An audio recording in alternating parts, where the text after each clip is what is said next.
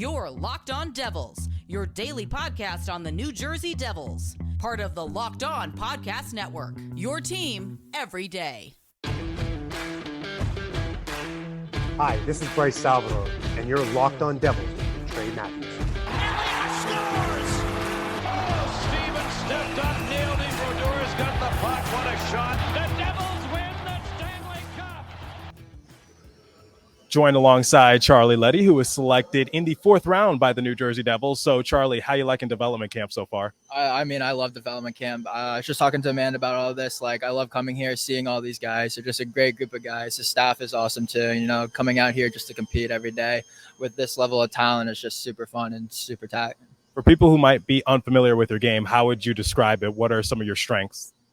Yeah, my strengths are definitely like being able to transition pucks, being to see the ice very well, being able to make plays through the defensive zone, transitioning through the neutral zone, and just being able to play a hard, physical, strong type of defensive, mean game. So it's kind of where I come from. Originally from Connecticut, where did hockey begin for you? Hockey began with my dad. My dad played hockey growing up, played for Handham High School, played for Westminster boarding school, and then played Trinity. So, you know, he kind of tried to get me to go on the ice when I was young, and it worked, and I ended up loving the sport. So, you know, he's kind of always been my biggest fan and my biggest supporter since day one. What was the journey like I said, being raised in Connecticut to now being selected in the 4th round by the Devils? Yeah, you know, when you go through it, I mean, it's definitely like nerve-wracking. It definitely like brings a little bit of jitters and butterflies into your stomach. But, you know, when you go through that process, you kind of just got to like relax a bit, take a step back, and just do whatever you can to help yourself move up in that point and just take yourself wherever you want to go. Describe your past year at Boston College. How did that go in your eyes? Yeah, I loved it. It was super fun. I grew up as a Boston sports fan, so I love the city of Boston. I love the school itself. But the hockey aspect, I love our new coach, Greg Brown. He's a great guy, great coach. And all my teammates are just, I mean, they're wonderful people. I all love them. I'll get along with all of them. Super lovely people. But I really had no complaints about hockey this year. I thought I played a good amount. I thought I played well most of the games. So, you know, you have a couple bad games here and there, but you learn from them. You learn from your mistakes, and you just move on. For anybody who missed it, what were some of your highlights this past season? Like, what was like best of the best in your mind? I mean, yeah, there's definitely a couple of PK scenarios where I would get in front of a lot of shots. I'd go through shifts where I'd block 3 or 4 shots a shift. So, and I'd have some big hits. I'd have good defensive plays, taking on rush coverage. And, you know, every now and then I'd get up in the play and join up and make a good play. So that was kind of my highlight package. What are your expectations and goals coming into the new year? Yeah, I mean, this offseason I've been working a lot on my skating and stick skills. So hopefully, like, to see an improvement in that is one of my goals this year. And then also just, like, being able to play with a much calmer presence, being able to work calmer under pressure, and just being able to move pucks smoother. Obviously, the Devils have an array of defensemen. You got people like Dougie Hamilton who are focused on the offensive side of things. You got John Marino, Yoda Siegenthaler, more of stay-at-home defensemen. You got a blossoming star in Luke Hughes. So when you get to that point, how would you fit in with the Devils roster, or maybe Utica comments, or when that time comes? I mean, whatever they tell me to do, I'll do. That's kind of how I play. If they need me to score 50 goals, I'll go try my best to score 50 goals. If they need me to not allow 50 goals, I'll just try to do that to the best of my ability. So that's kind of where I'm at. And whenever they need me, whatever they need me to do, I'm ready for it, and I'll go to war for them. Okay, last couple questions. How familiar were you with the Devils organization prior to being drafted? I was very familiar. I grew up from Southern Connecticut, so I've always known like the Islanders, Bruins, Rangers, Buffalo, Caps, like Devils very well growing up. So, and fun fact, actually, Martin Brodeur or Corey Schneider. I take that back. Corey Schneider moved into my hometown a couple blocks over. So one of the two. Yep. All right. Last one. Do you have any funny memories you want to share while at Boston College, or your process of getting drafted? Just something for my audience. Yeah. I mean, fun fact, when I got drafted last year, I was actually stuck in dead stop traffic on the highway, like screaming at traffic, honking my horn. And all of a sudden I got a call with a New Jersey area code. And I was like, well, I got to call myself for this. This could be important. So that's kind of my funny story. Doing whatever it takes. Thank you so much, Charlie, for joining me on today's episode. And we hope to see you real soon. Yep, hope to see you too.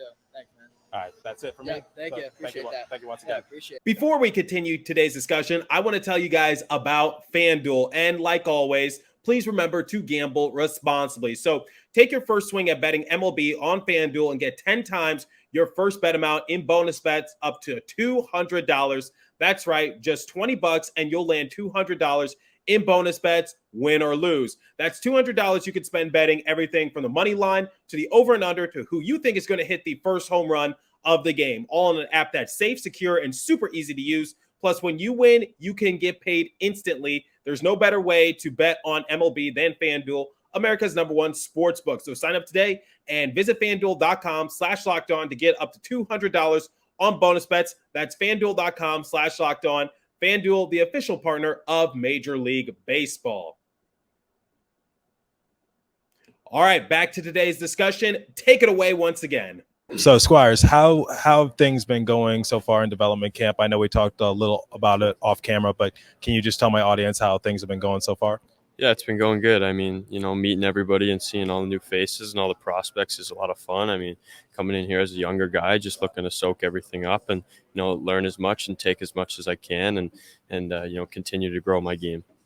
For people who might be unfamiliar with your game, can you describe it? What are some of the strengths you have? Yeah, so I'm a smart, skilled forward. I see the ice very well. Hockey IQ is my calling card, and I feel I can create plays, and, I'm energetic and exciting to watch in all three zones. This past season, I've grown a lot as a 200-foot player, just getting better in all three zones and really taking my game to an overall, top-notch and higher level. You were drafted by the Devils in this year's draft. What was that whole process like, getting drafted in the first place?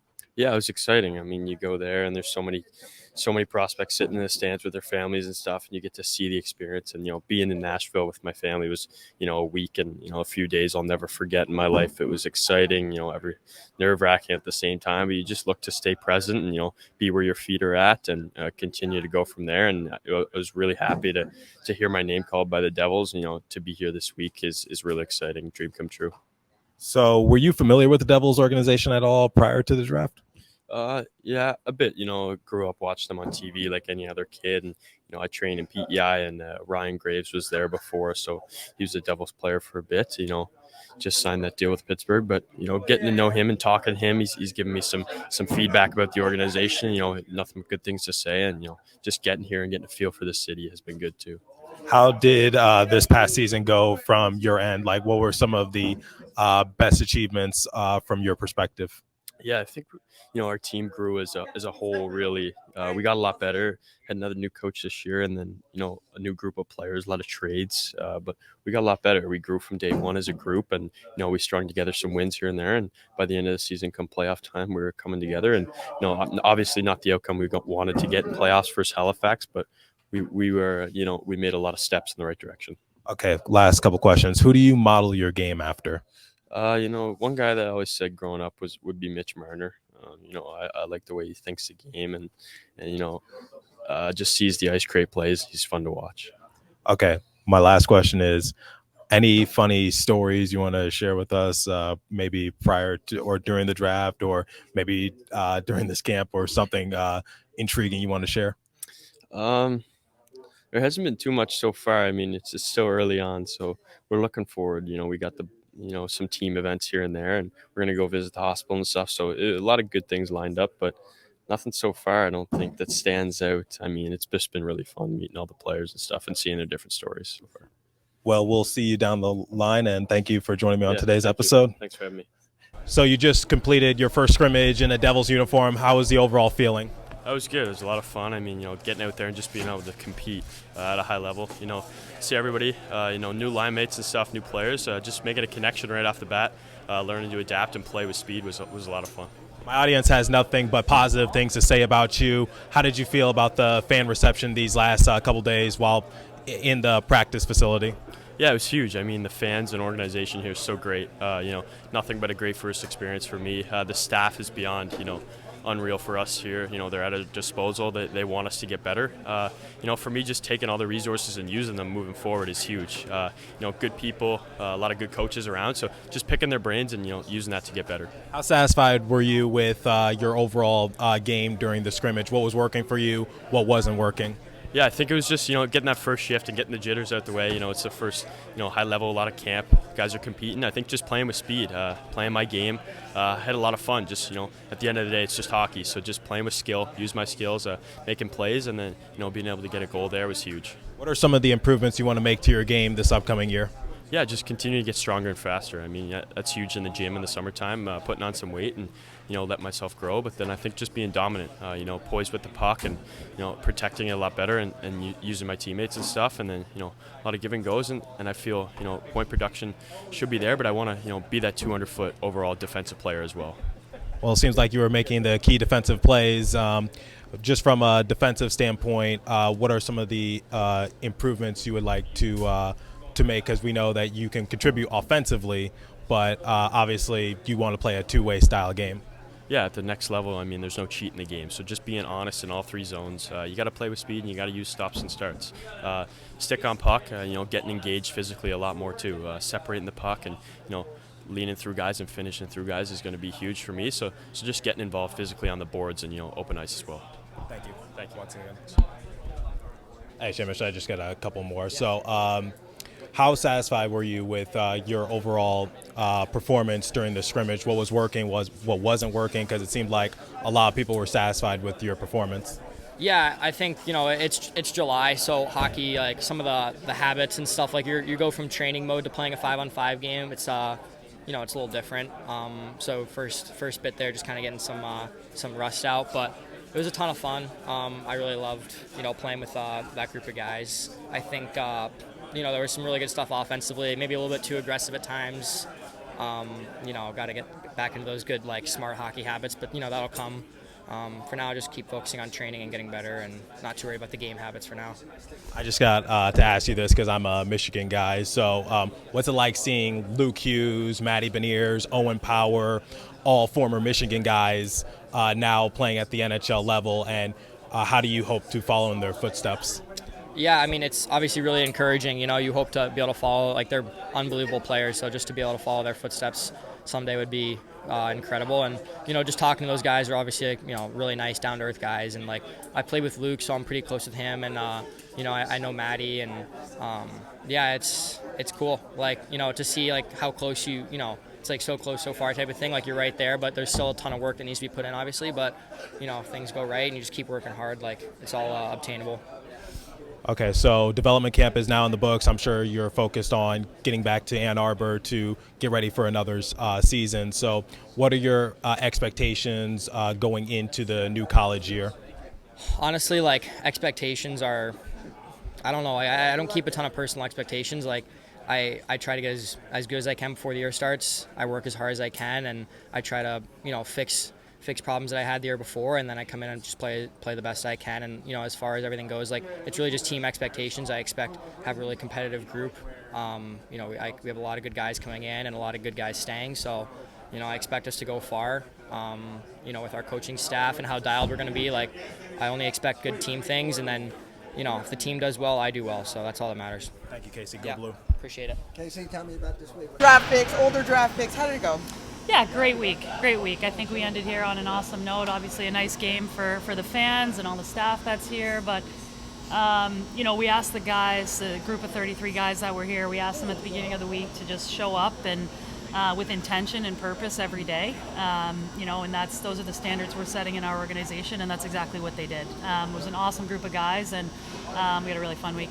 How much of an experience like a development camp is not just about the on-ice stuff, but also understanding what is expected as a New Jersey Devil? Yeah, it's a huge piece of it. Honestly, I'd say it's 50% of 50% on-ice, 50% off-ice. We had them do all sorts of stuff as the media saw, on Twitter and Instagram and all that. But that's a big part of it. Learn what it means to be here, right? Whether that's serving your community. We went to Barnabas Hospital. Whether that's the trip to West Point, learning about leadership and sacrifice and teamwork and commitment and how to compete. And then the off-ice nutrition aspect and mental performance and sleep. We provided these guys with resources this week that I think is really going to help them in their young pro careers, and it'll be about which ones want to take advantage of that, right? And take advantage of the opportunity to get better. And with this group we had here this week of great guys, I think a lot of them will. How nice is it watching these guys develop, because you get them when they're so young, 18 years old, and some guys it's their second, third camps, and watching them grow as players every year that they come back.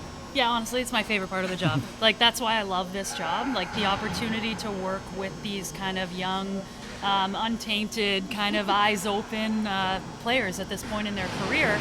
Some of them now, I'm going into my third season here and have had the opportunity to work with these guys since I've been here. And so building those relationships, watching them change, their bodies grow, their game change. It's the best part of the job, honestly. Is there anybody that you saw this year that maybe you saw last year and said to yourself, wow, really saw a lot of growth in them from year to year, or maybe even someone new? Yeah, you know what? Josh Philman, I think, has been a really good player for us. He came into rookie camp and dev camp and main camp last year after being drafted and opened some eyes. He's got a big body. He's got a great knack for scoring goals. He handles the puck well. He moves well. Scored 47 goals in the Western League this year, and we challenged him. You got to get bigger, you got to get stronger last year, and he was responsive to that. So he showed up, he's gone up in everything, and he emerged as a leader here this week, which is also what we want to see. So there's a lot of guys making changes and doing what we ask, but he's a good example of it. Throughout.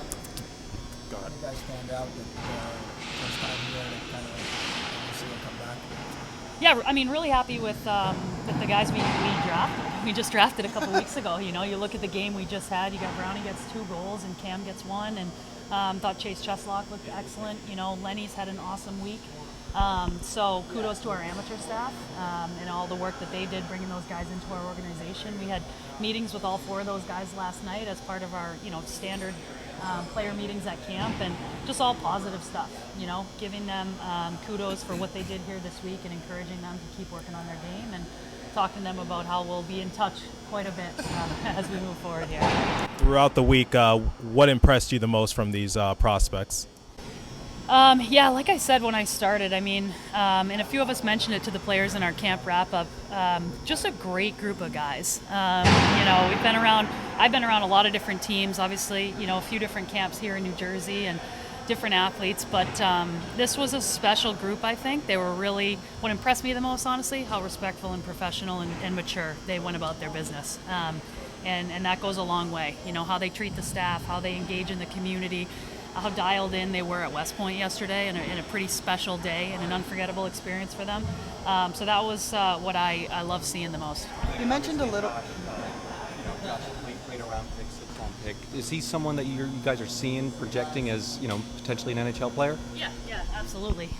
Like I said, we just talked about his game a little bit and areas that he's going to keep working on and improving. But you guys saw we signed him at the end of this season, and he's able to come over to Utica at the end of the season and learn a bit, be around the pro guys. So, he's definitely a player, we value in this organization. We're excited to keep working with him and see where his game can go. You mentioned it a little bit to Sam before, but just what do you get out of this, personally, from an experience like this? Yeah, it's awesome. Honestly, we got a great group of staff here. This is an all hands on deck event.